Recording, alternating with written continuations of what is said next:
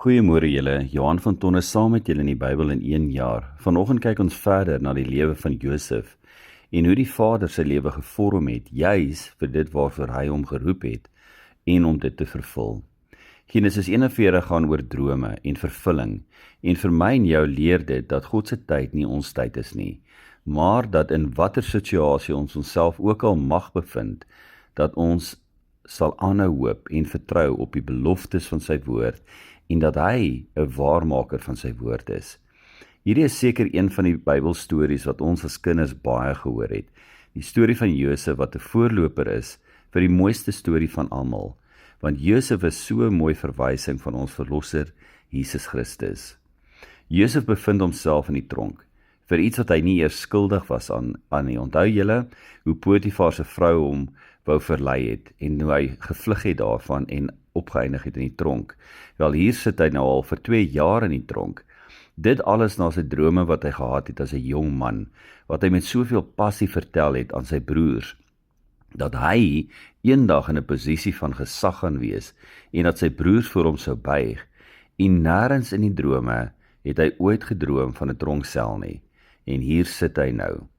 Ons dink baie keer dat ons lewe moet wees en uitdraai soos Josef se, dat die Here ons geroep het vir iets en dat ons dit baie vinnig sal kry en of dat dit baie vinnig moet gebeur. Maar in werklikheid het dit Josef amper 13 jaar gevat, voor dit wat hy gedroom het uiteindelik gebeur het. Dalk vra jy, maar hoekom is hy nou nog 2 jaar in die tronk ook dan nog sit?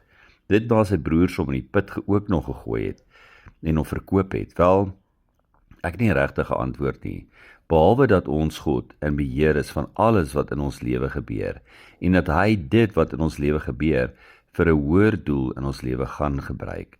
Hier sit Josef in die tronk vir 2 jaar, en in hierdie tyd help hy die bakker en die skinker met hulle drome. Wat is jou droom vir 2026?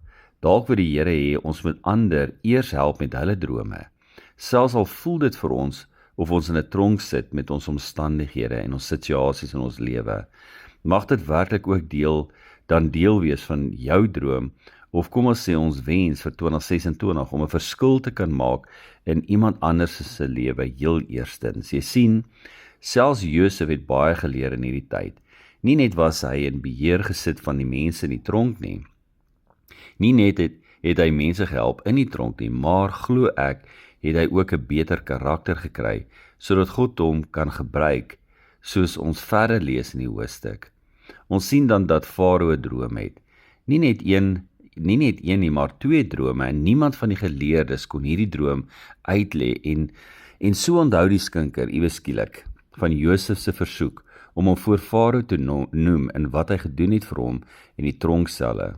Ons lees in vers 9 waar die skinker sê, toe die voorman van die skinkers met Farao gespreek en sê, ek moet vandag my sondes in gedagtenis bring, en hier onthou hy sy woorde aan Josef. Ons lees dan in vers 15 tot 16, dat Josef geroep was om voor Farao te kom. Josef kon lekker daar uitgestap het met die gedagte dat alles nou in plek val van wat hy gedroom het en dinge gaan nou gebeur, maar dit is nie wat hy doen nie. Die gesindheid en karakter van Josef is so mooi. Eers trek hy hom aan om skaflik te lyk voor die koning en om voor hom te kan kom, en dan antwoord hy Farao met 'n antwoord waar Josef geleer het dat alles nie oor hom gaan nie, maar oor die koninkryk en die plan van God. Dat hy Josef niks is sonder die Here wat in beheer is van sy lewe nie. Farao sê dat hy hoor dat Josef 'n droom kan uitlê, selfs al hoor hy die droom net.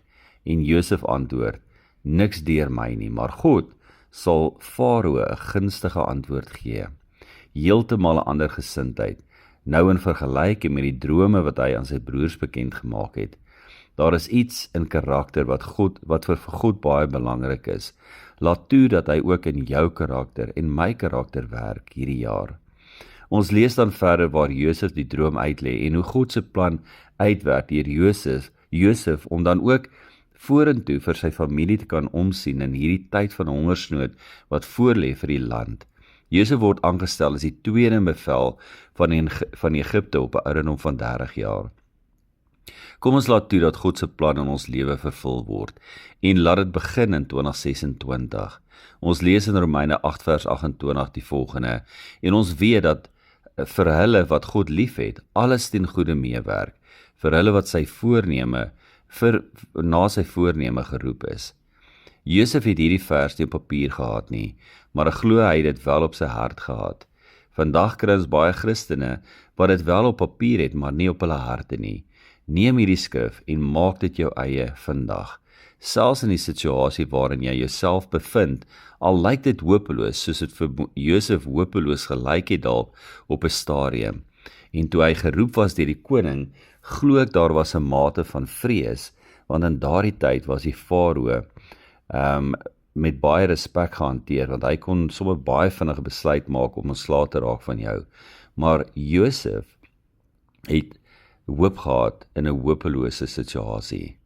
En mag hierdie jou gebed wees vanoggend. Vader, ek is lief vir U ten spyte van my omstandighede, en ek weet dat alles ten goeie sal uitwerk in my lewe vir 2026.